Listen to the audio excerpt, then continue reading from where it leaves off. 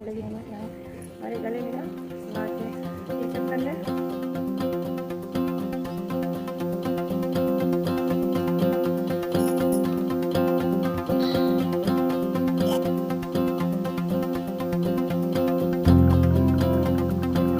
कैसे आप सकत क्लास में बढ़िया होंगे, मजे में होंगे। और सुबह सुबह वीडियो की शुरुआत कर दी है, धूप निकल आई। सुबह नहीं, इतना सुबह नहीं, 8 बज रहा है। और ये देखिए सूर्य भगवान यहाँ पर आ चुके हैं। और मेरे काम झाड़ू वगैरह वाले हो चुके हैं, क्योंकि आज संडे था, तो इस चक्कर में पूरे घर की सफाई वहाँ तक की वो तो करना ही होता है। कोई नया काम नहीं आती, बोलेंगे डेली डेली डेली बताती है। तो बस सारे कामों की तैयारी, ऐसा धुलना है, क्योंकि आज के दिन में काम निकाल कर अपने लिए बढ़ाती रहती हूँ। मैं सोचती हूँ आज जो होगा वो हो जाएगा, वरना फिर हमें बीच में टाइम नहीं मिलता है इतना कि हम कुछ कर पाए। तो बस डेली आना जाना खाना पीना इतना ही काम हो पाता है, बाकी के जो काम होते हैं वो नहीं हो पाते। तो आज के दिन सभी काम निकाल रहे हैं हमको, और निकाल रहे हैं धीरे धीरे करके। स्कूल जाना है, क्योंकि काम घर में चला था, तो इस पर चढ़ के कुछ किया होगा तो ये गंदा है, नहीं तो ख़राब हो जाएगा। बाहर धूप में रखा था। और अभी पोछा भी लगाना है हमको, बच्चों को नहलाना, तो बहुत काम है। आप सभी को जो दिखा पाएंगे वही दिखाएंगे, क्योंकि सारे काम दिखाना बहुत नामुमकिन है मेरे लिए। तो चलिए आगे देखिए क्या क्या करते हैं। और आज ना मैं जाऊँगी दवाई लेने, और क्योंकि टाइम नहीं मिलता है फिर बीच में, तो आज संडे है। दवा मेरी काफ़ी दिनों की ख़त्म हो गई और दिक्कत होने लगी हमें यहाँ हमारे गले में ना गाँठ है, इस चक्कर में। तो दिक्कत होती है, तो इधर भारी भारी बल लगता है और दर्द भी होता है। तो कल से मेरे दर्द हो रहा है हल्का हल्का, और इधर भरा भरा सा लगता है। तो आज चलेंगे भी दवाई ववाई लेने, क्योंकि जितना टाइम नहीं मिलेगा अपनी रात तक बने रहेगा। वीडियो में जो कुछ भी होगा शाम तक आप सभी को सब रूटीन शेयर करेंगे। तो चलिए लग जाते हैं अपने कामों में देर ना करते हुए, क्योंकि समय कम है, काम ज़्यादा है मेरे पास।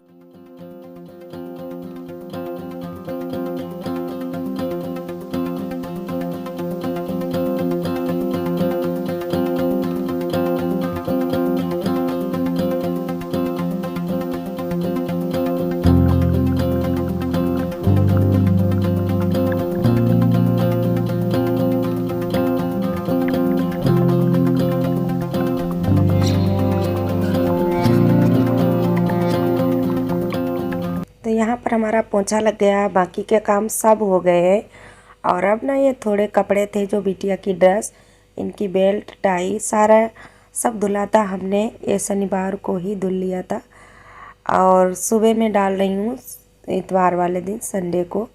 और इधर मैं कपड़े ले जा रही हूँ अपने नहाने के लिए, क्योंकि बस अब नहाना बचा है। और बाकी छोटे छोटे काम अभी बहुत ही बचे हैं जो कि हमें करना है, बच्चों को नहलाना है। और आज मैंने सोचा चलो इस झाड़ू को भी धुल देते हैं, क्योंकि कभी कभी इस झाड़ू को भी धुलना चाहिए, क्योंकि हर जगह लगती है, गंदी हो ही जाती है। तो दोनों झाड़ुओं को धुल दिया था। इधर इसको इससे ये फर्श धुल दी तो ये भी धुल जाएगी। और मैं ना संडे को सब काम ऐसे ही करती रहती हूँ, क्योंकि हमारे हिसाब से मैं सोचती हूँ इस दिन ना सारी साफ़ सफाई मेरे घर की हो जाए। फिर भी हमारा घर साफ़ सुथरा नहीं रह पाता है। और इधर वाटर कूलर में जा रही हूँ साफ़ करने के लिए रखने, तो इसमें थोड़ा सा पानी बचा था, तो हमने कहा चलो पौधों में डाल देते हैं, क्योंकि पौधे सूख रहे थे। और इधर स्टूल जो कि काम चला था इन्होंने निकाला था, और 2-3 दिनों से ये धूप में रखा है, तो प्लाई वाला है तो ये ख़राब हो जाएगा। तो हमने कहा चलो इसको आज धुल कर रख देते हैं, क्योंकि इस पर छींटे पड़े थे, वही सीमेंट वगैरह का पड़े थे। तो हमने कहा इसको धुल कर रख देंगे, क्योंकि मेहमान आते जाते हैं 2-1 लोग, तो चाय नाश्ता देने के लिए अच्छा है। और कोई चीज़ ऊपर से उतारनी हो तब भी चढ़ने के लिए ये अच्छा है, क्योंकि ये ना मैं अपने आप ही बनवाई थी। और एक को धुल दिया है। अब बैठ जाएंगे बर्तन, जो कि हमें बड़े बड़े बर्तन धुलना है। और आज ये करवा हमने सोचा चलो आज के दिन इसको करवा को भी धुल कर रख देते हैं, क्योंकि 2 दिन से ऐसे ही रखा था। और धुल कर फिर से पैक करके रख देंगे, बस 1 साल बाद इसकी ज़रूरत पड़ेगी, क्योंकि बीच में तो कुछ भी नहीं। तो इसको अच्छे से धुल के और पॉलीथीन में करके रख देंगे। और बाकी के इधर सब क्लीन करना ही होता है, तो इनको सबको धुल लेते हैं। और बच्चों से बातें भी होती जा रही थी हमारी।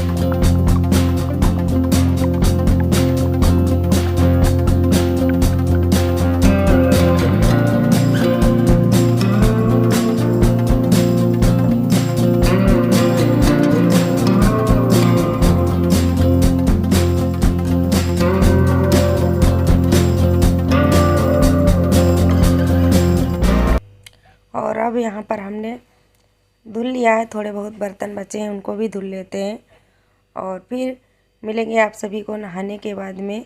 और ये वीडियो आज सोमवार का है आगे का। और आप सभी भैया दीदी बहुत ही प्यारे प्यारे से कमेंट करते हैं।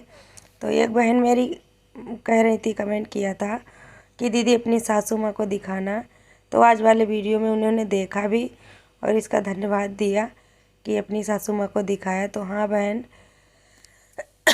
सच बताएं, मैं यहाँ पर देखिए हमारी पूजा भी हो गई है नहाने के बाद। अब थोड़ा सा रेडी हो लेते हैं और यहाँ पर चालीसा जो है, मैं शिव चालीसा और दुर्गे चालीसा डेली करती हूँ, वही कर रही थी। और थोड़ा सा रेडी हो लेते हैं। और बात ये भी कि पहले से मैं सासू माँ से अपनी बोल नहीं रही थी और ना करवा चौथ वाले दिन हमें बिल्कुल ही अच्छा नहीं लग रहा था, क्योंकि मेरी आदत है हमेशा जब से मैं यहाँ ससुराल में आई हूँ अपनी जेठानी जी और सासू माँ के साथ में ही पूजा की। और 2 सालों से मैं अकेले पूजा कर रही थी, तो हमें बिल्कुल अच्छा नहीं लग रहा था।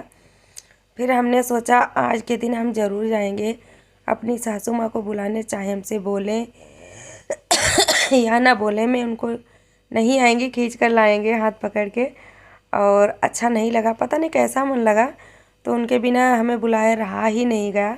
तो मैं तैयार होके गई और ऐसा कुछ भी नहीं हुआ। वो खुश हो गई जब हमें बुलाने गई कि मैंने कहा चलो मम्मी आज पूजा करते हैं। तो उन्होंने व्रत तोड़ दिया 1 साल पीछे, क्योंकि तो उनका थोड़ा स्वास्थ्य खराब हो गया था, क्योंकि बूढ़ी है और इस उम्र में व्रत रहना भी मुश्किल पड़ता है बिना पानी पिए, और ये तो निर्जला व्रत होता ही है। तो उन्होंने छोड़ दिया होगा, तो वही हमसे बोली कि हमने तो छोड़ दिया था पिछले साल। तो हमने कहा चलो बैठना, चल के मैं पूजा करूँगी।